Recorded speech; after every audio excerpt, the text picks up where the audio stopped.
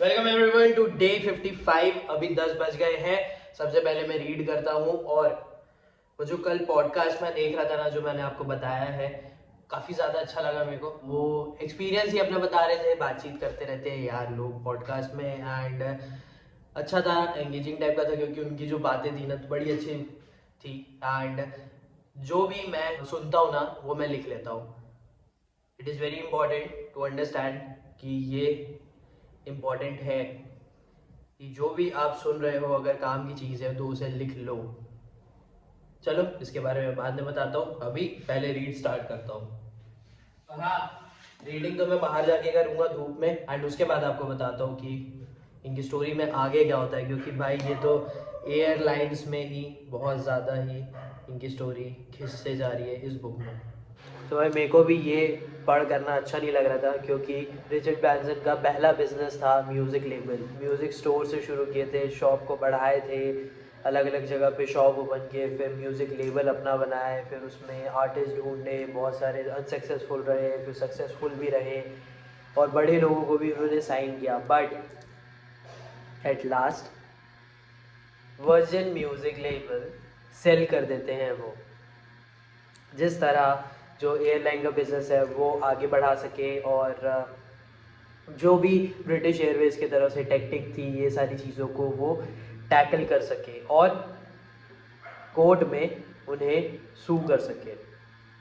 अब ये होता है कि रिचर्ड ब्रैंसन को ना लायर कहा जाता है, क्योंकि जो जो चीज़ें रिचर्ड ब्रैंसन ने ब्रिटिश एयरवेज़ के बारे में कही थी वो सारी चीज़ें अनफाउंड रही, तो उसके वजह से बहुत सारे न्यूज़पेपर्स ये सब जगह पे लायर कहा जा रहा था रिचर्ड ब्रैंसन को। फिर उसके बाद यही चीज़ हुई कि उन्हें म्यूज़िक लेबल को सेल करने का डिसीजन बनाना पड़ा। बहुत ज़्यादा दुख था, एक्सपीरियंस बता रहे थे ये, क्योंकि उनके जो दो पार्टनर थे उनको भी अलग अलग जाना पड़ेगा, उनके बारे में भी सोच रहे थे कि वो अब क्या करेंगे करके। एंड कोई शायद तक जिस कंपनी को बेच रहे हैं उसके साथ चल दे, या फिर कोई अलग कुछ कर ले, जैसा भी है। और उसके बाद स्टाफ दुखी था, अब वो नहीं बता पा रहे थे कि हम क्यों बेच रहे हैं इस म्यूज़िक लेबल को करके। तो ये सारी चीज़ें होती हैं। उसके बाद जब वो बेच देते हैं तो रिचर्ड ब्रैंसन ये बोलते हैं कि अब मैं पास्ट में नहीं रह सकता, क्योंकि आई हेट डैड, और मुझे अब एयरलाइन के बारे में सोचना पड़ेगा करके। है मेरे पास बहुत पैसा, जिस तरह मैं अपने वाइल्डेस्ट ड्रीम को भी रियलिटी में ला सकता हूँ, बट अब मुझे अपना काम करना पड़ेगा, फोकस करना पड़ेगा एयरलाइन के लिए, एंड ये जो ब्रिटिश एयरवेज़ का मामला है उसे देखना पड़ेगा। उसके बाद फिर एक मियामी में एक पर्सन रहता है, रिचर्ड ब्रैंसन अपनी सेक्रेटरी से नंबर मांगते हैं उनका, एंड वो बोलते हैं कि मुझे कुछ एडवाइस चाहिए करके, क्योंकि अब मैं ब्रिटिश एयरवेज़ को सू करने वाला हूँ, मतलब कि कोर्ट में केस करने वाला हूँ उनके लिए। अब ये चीज़ है, अब आगे जो रहेगा वो मैं आपको बताता हूँ कि क्या रहता है।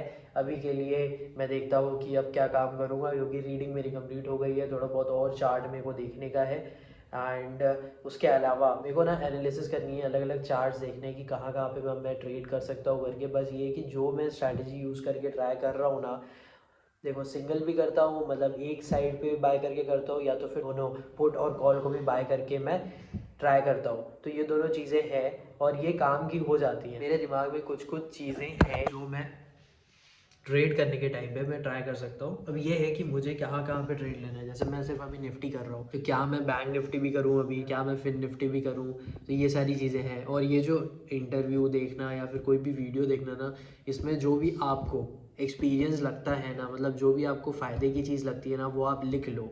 और अगर लगता है कि किसी का मिस्टेक भी लिखना है तो वो भी आप लिख लो, क्योंकि बहुत इंपॉर्टेंट है ये। मे बी आप उसको बाद में नहीं पढ़ोगे, बट जो आप चीज़ लिख लोगे ना वो आपको याद रहेगी। अच्छा ये भी तो मैं किया है, उसमें बहुत सारी चीज़ें ना सिमिलर भी निकल जाती है, रिलेटेबल लगती हैं कि यार ये तो मैं भी कर रहा हूँ करके। चलो अच्छी बात है कि मैं सही ट्रैक में हूँ, तो इसीलिए मैं चीज़ों को लिखता हूँ। मैंने भी कल की वीडियो का लिखा है, 11-12 पॉइंट है। तो ये चीज़ था कि यार वो क्या करते थे, वो स्ट्रैटेजी क्या है उनका, जैसे वो बताए, और क्या कर रहे थे, क्या सोचते हैं करके। चलो बाद में बताता हूँ मैं इस बारे में। और अभी 11:55 हो गया है, मैं पर्सनल ब्रांड के बारे में वीडियो देख रहा था। मेरे को काफ़ी टाइम से देखना था। एक चैनल है द फ्यूचर बोलेंगे इसको कि द फोर्थर बोलेंगे, आई डोंट नो, क्योंकि इसका मैं स्पेल भी कर देता हूँ, DFUTUR।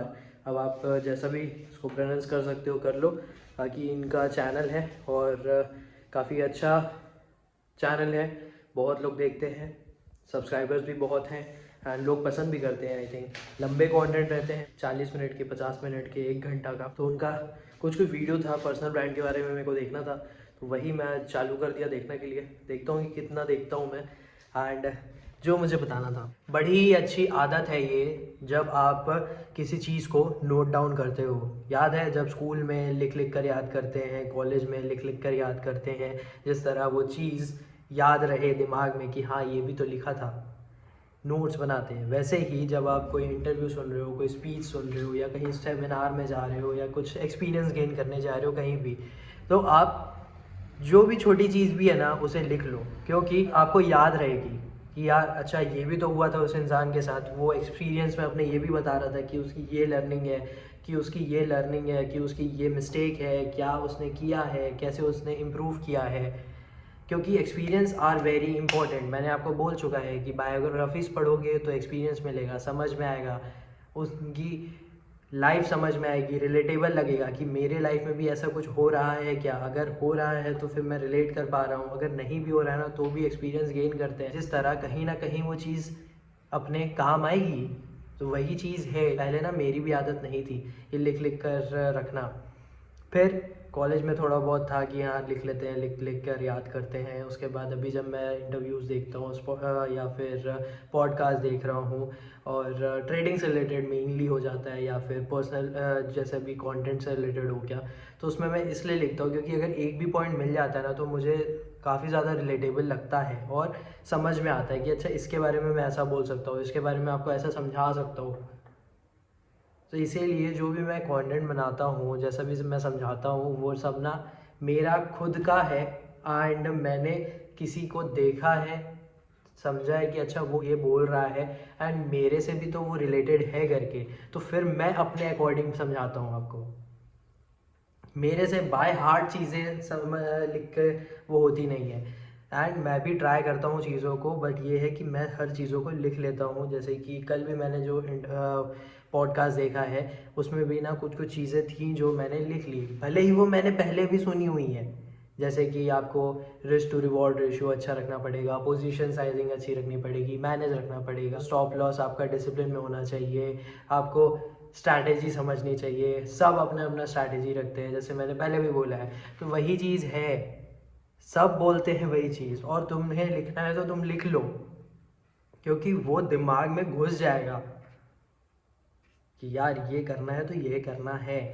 अच्छा उसने ऐसा भी बोला था, उसने भी ऐसा बोला था, क्योंकि बहुत लोगों से सेम चीज़ें पता सुनने में मिलती है। जैसे ये बहुत सारी जो बुक्स हैं उसमें भी वही चीज़ समझाई जाती है, लेकिन अलग अलग तरीके से समझाई जाती है, क्योंकि सबके अलग अलग एक्सपीरियंस हैं। तो अगर आपको लिखना है तो आप लिख लो, बड़ी अच्छी चीज़ है। एंड यही बस आपको बताना था कि लिखना मेरे लिए एक अच्छी चीज़ हो गई एंड हेल्पफुल है लिख कर रखना चीज़ों को।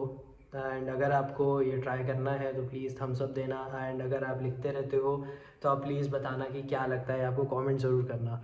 तो अभी यही मुझे बस बताना कि आप लिख कर रख सकते हो चीज़ों को, क्योंकि बहुत सारी चीज़ें ना याद नहीं रहती हैं, और ये हर चीज़ में है। जैसे कि पर्सनैलिटी डेवलपमेंट में भी अच्छी चीज़ है, तुम्हारे ट्रेडिंग को लेकर भी अच्छी चीज़ है, तुम्हारे कोई भी करियर से रिलेटेड भी चीज़ है उसमें भी अच्छी चीज़ हो सकती है। जैसे कि होता है कि हम जर्नल लिखते हैं तो वही चीज़ हम लिख रहे हैं, तो क्यों कर रहे हैं, नोट डाउन कर रहे हैं, जिस तरह बाद में समझ में आए। तो वही चीज़ है कि आप किसी और का भी चीज़ है वो लिख लो, जैसे बुक में भी रहता है तो हम मार्क करके रखते हैं, क्यों करते हैं, जिस तरह बाद में भी वो याद आ सके, या फिर हम जाकर उसे वापस पढ़ सके। It is very important. जो राइटिंग है अच्छी चीज़ है। नोट डाउन जो भी तुम्हें अच्छा लगता है। अभी तो मैं चार्ट एनालिसिस करता हूँ।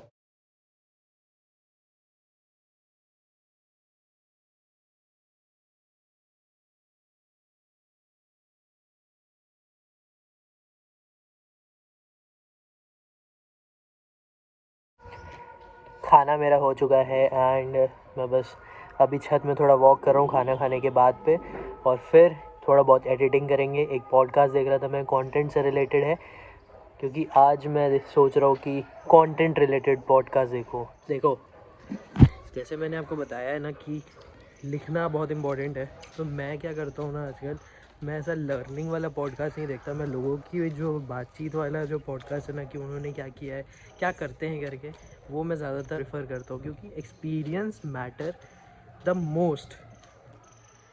आपको क्या लगता है ये ज़रूर बताना। एंड वो जो एक्सपीरियंस है ना, वो जो भी बातचीत चल रही है, जो भी बता रहे हैं, वो मैं थोड़ा बहुत लिख लेता हूँ कि उन्होंने क्या किया, ये क्या हुआ है, क्या यूज़ कर रहे हैं वो टेक्निक में। जैसे कल वाले पॉडकास्ट में भी वही हुआ, उससे पहले बहुत सारे देखे, उसमें भी ऐसा ही हुआ है। इनके चैनल का नाम है, जिसके पॉडकास्ट देख रहा हूँ मैं, वेल्दी क्रिएटर।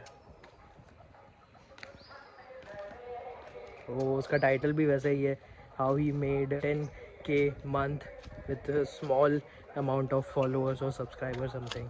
देखते हैं आगे क्या बोलते हैं। बाकी हाँ, है कुछ चीज़ें जो पार्ट में, जो मैं आपको हर एक वीडियो में बताऊंगा। तो ऐसे होती है मेरी most of the learning. And most important thing is समझ आना चाहिए। क्या आपको आ रहा है जो भी मैं बताने का ट्राई करता हूँ?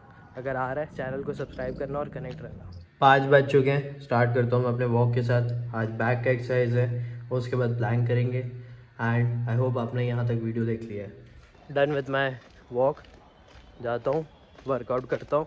वर्कआउट जस्ट मेरा अभी कंप्लीट हुआ है and I am done with my जो एक्टिविटीज़ है वो सारी कंप्लीट हो गई हैं। एक प्लान बचा हुआ है, वो कंप्लीट करूँगा। उससे पहले मैं आपको ये बता देता हूँ कि जो भी मैंने आज आपको बताने का ट्राई किया ना, वो इम्पोर्टेंट चीज़ है, क्योंकि वो सारी चीज़ें मैं भी कर रहा हूँ, इसीलिए मैं आपको बता रहा हूँ। जिस तरह जो भी कोई वीडियो देखता है, उसके लिए अच्छा हो, उसके बेटरमेंट के लिए कुछ फ़ायदा हो, हेल्प हो, दैट इज़ वेरी इंपॉर्टेंट। कोई वैल्यू क्रिएट हो, अगर वो वीडियो देख रहा है, अगर वो चैनल को सब्सक्राइब कर रहा है, तो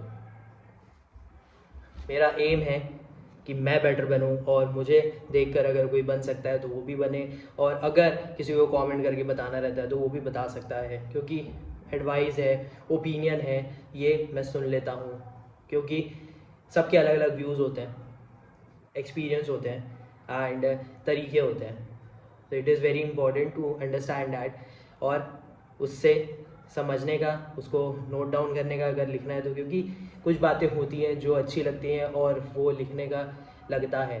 तो वही चीज़ मैंने आपको बताने का ट्राई किया था आज, की नोट डाउन करो, और हेल्प होता है वो आपके पर्सनल ग्रोथ में। हर चीज़ से ग्रो होती है। जैसे एक पर्सन अपने आप को डेवलप करता है ना, वैसे ही ट्रेडिंग डेवलप होती है, वैसे ही एक काम डेवलप होता है। क्योंकि जो मेंटालिटी है सब चीज़ों में सेम लगती है, कि हमें बेटर करना है, हमें ये चीज़ें सीखनी है, जिस तरह हम आज जो हैं उससे बेहतर आगे बन सकें। और फोकस करना है कि प्रेजेंट में जो काम कर रहे हैं वो अच्छा हो, जिस तरह हमारा जो फ्यूचर है वो अच्छा होगा। तो इसीलिए जो भी आप लिख सकते हो, नोट डाउन कर सकते हो, वो करो। बुक में मार्क करना है वो करो। एंड कहीं से भी वो एडवाइस काम आ सकती है। अब ये चीज़ें इनके लिए भी अच्छी होती हैं जिनके पास कोई मेंटोर नहीं है, कोई गाइड करने के लिए नहीं है। बट तुम्हारे पास यूट्यूब है, इंटरव्यूज़ देखो, पॉडकास्ट देखो, और अच्छे पॉडकास्ट देखो। मतलब ऐसे नहीं बकर वाले पॉडकास्ट, जिसमें से तुम्हें एक्सपीरियंस मिल सके, जो रिलेटेबल पर्सन लगता है उस फील्ड का, उसका पॉडकास्ट देखो, उसका इंटरव्यू देखो, स्पीच सुनो। बुक्स पढ़ सकते हो तो उस एरिया की बुक्स पढ़ो, मार्क करो, नोट डाउन करो एंड इम्प्लीमेंट करो अपनी लाइफ में। तो 5 मिनट का मैं ब्रेक लूँगा, उसके बाद प्लान करूँगा। थोड़ी खांसी आ रही है, देखते हैं कि आज कितना मिनट प्लैंक में स्टे कर सकता हूँ।